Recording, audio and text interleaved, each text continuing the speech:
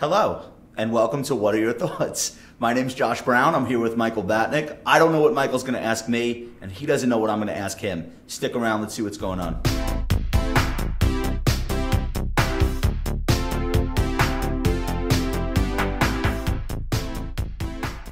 Mike, I wanted to start and ask you about the regional banks. Looking at KRE, the ETF is now in an 18 or 19% drawdown, which is as close to a bear market as we've seen for that part of the market. And then home builders are down, I don't know, 30% or so from their highs. So I was curious what your thoughts were. Is this the kind of thing where we can see a cyclical slowdown in these prices, or have we seen this before and it doesn't necessarily mean that something major is up with the economy? Maybe it's just a reset in expectations.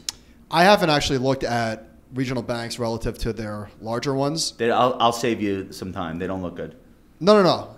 I'm talking about historically, if there was any sort of signal when one lags the other. I know they look like shit. I don't know. I think what probably the best thing that could happen, just more broadly speaking about stocks and the economy, is that we have a bear market without a recession, where it doesn't necessarily affect people's daily lives. They're not losing their jobs. It's just a reset of expectations. Pessimism comes into the market. These things get reset, and I think that would be probably the best thing that could happen. So I was thinking about that the other day. I was writing about how we actually saw that in 1990. It was a recession. People did lose jobs, but it wasn't catastrophic, and it happened in the midst of a broader secular bull market. Can I piggyback on that just real quick? Please. So in 1990, there was two separate 10% declines. One was the SNL crisis. So it was right away, right out of the gate. Stocks fell 10%. They rebounded, made new highs, fell 19.9%. Right. So not necessarily, or not technically a bear market. And of course it was. Don't you think like in 1990, 1987 was so fresh in everyone's minds? Oh, totally. Right. So So stocks were down. The S&P was down 6.5% that year. Right. That's how it finished. 90. So not so bad. I mean, it was a shitty year, but.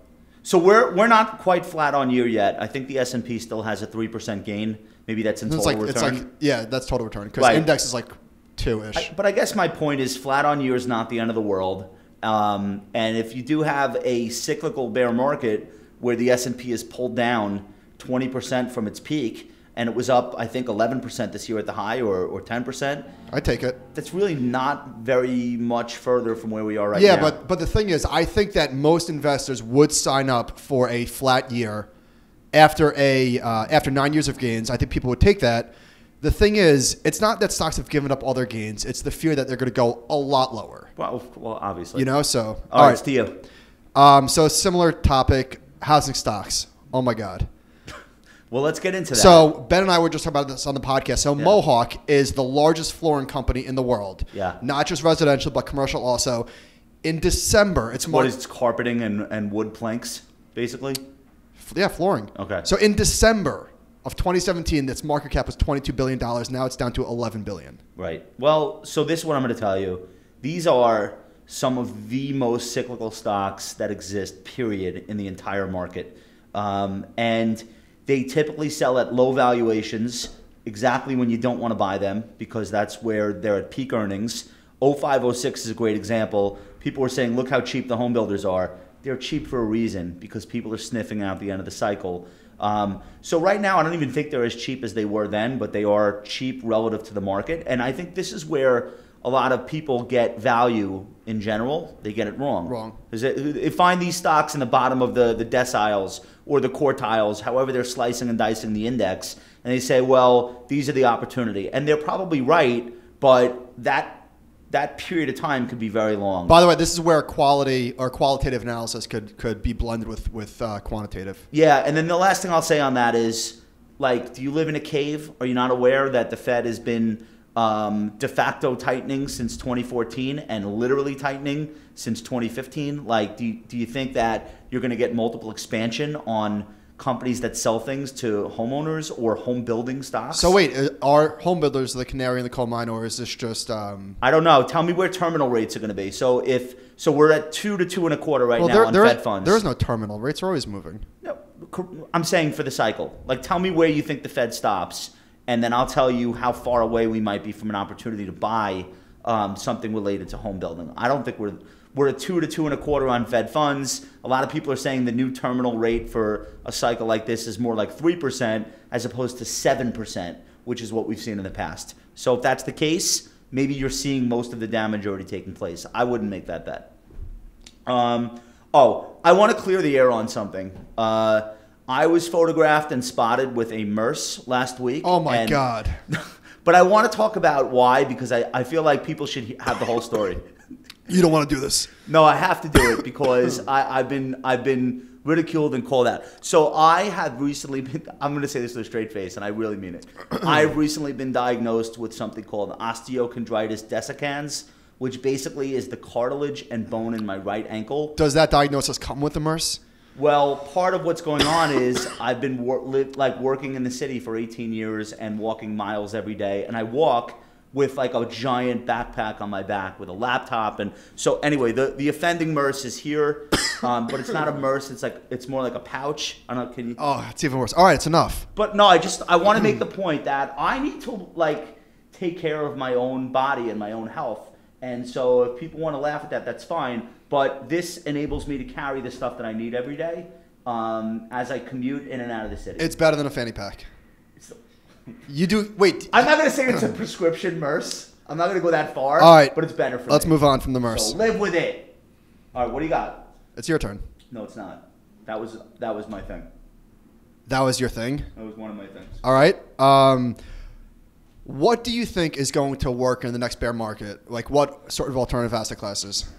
Well, I don't know about alternative, but I really... Or just aside from stocks and bonds. Well, I think that if the next bear market is brought on because of higher inflation, then I think aspects of real estate. Real estate is a better inflation hedge than gold, better than stocks. The problem is if it's a real estate-centered collapse, then that's not going to help you. So I think there are areas within real estate that were not necessarily pumped up because of ultra-low rates. But you don't mean REITs. You mean people that are producing income from real estate or own buildings? I think both. Certain kinds of REITs, I guess, is my point. I don't want to own a mall REIT for obvious reasons, but I think there are certain services businesses where in a REIT structure you can invest, a public investment you can make where they're basically renting to hairdressers, beauty salons, fitness clubs, veterinarians, doctors' offices, old age homes. That kind of a REIT, I think, stands up better in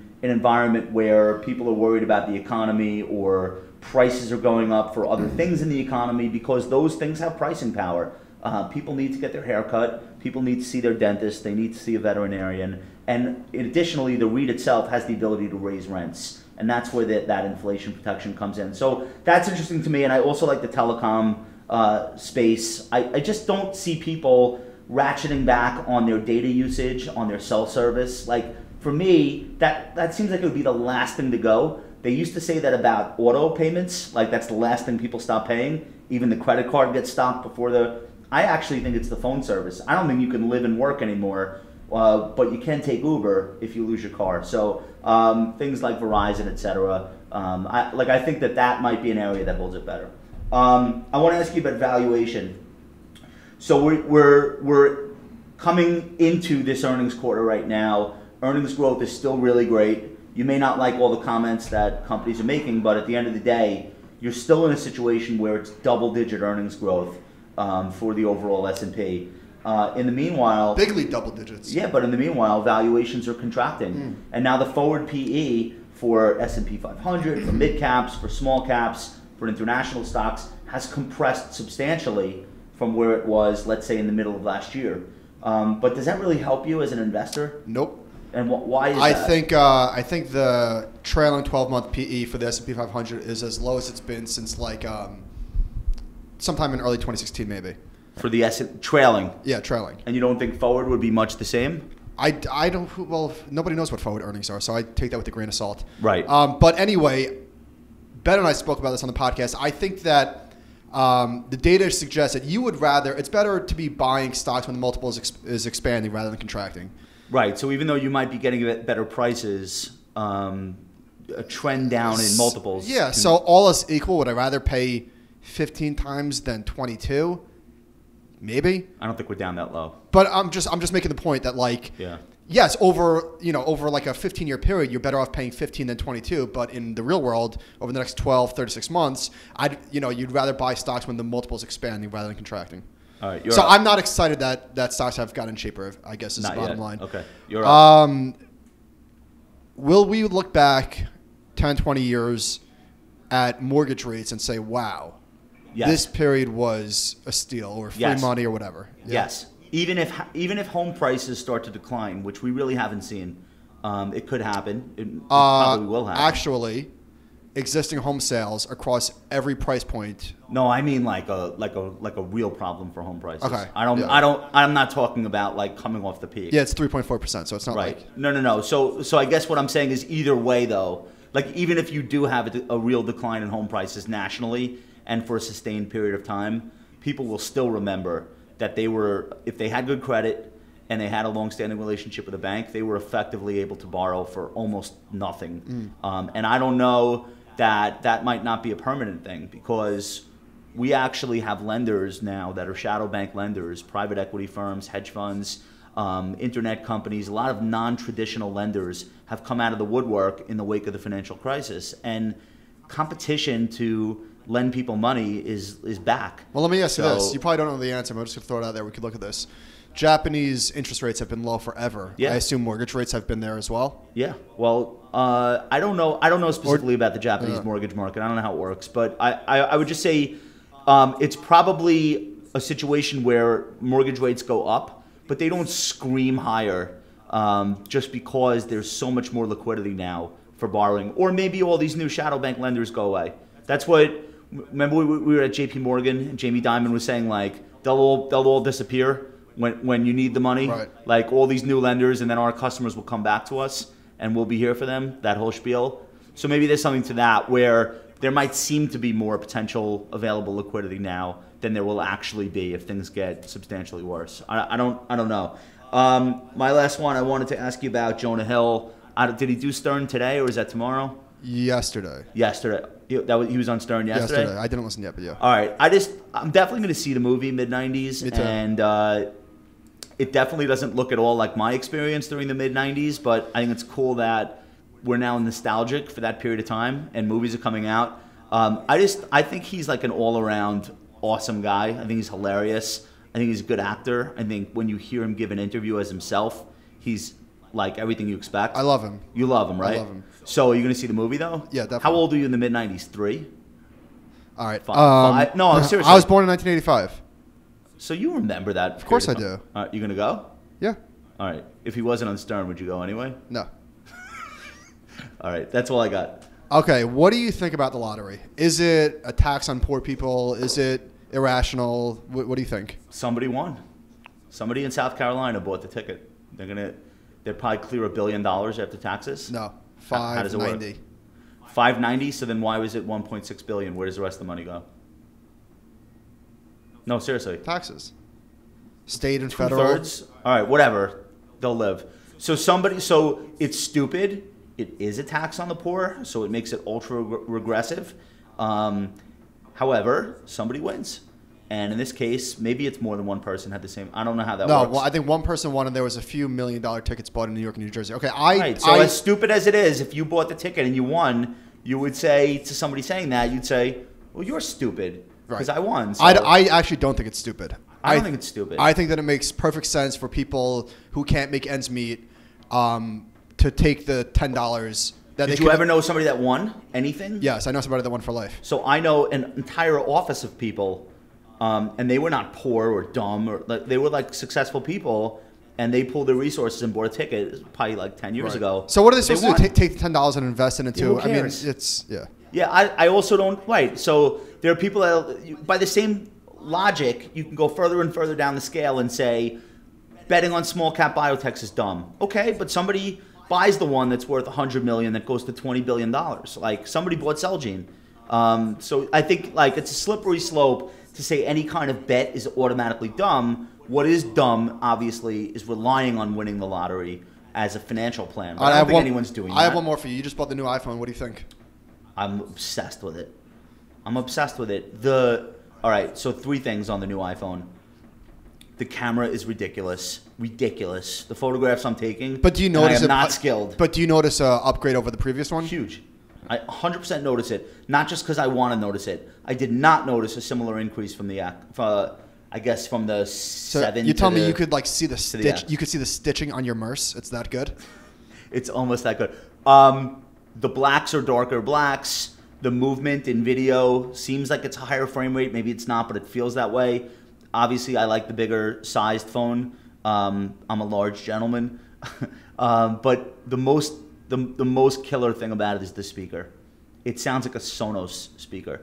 Like the bass is full of, like you could set the phone down on a countertop and play it, and it wouldn't make a difference to you that you're playing music on an iPhone. So I'm all in, babe.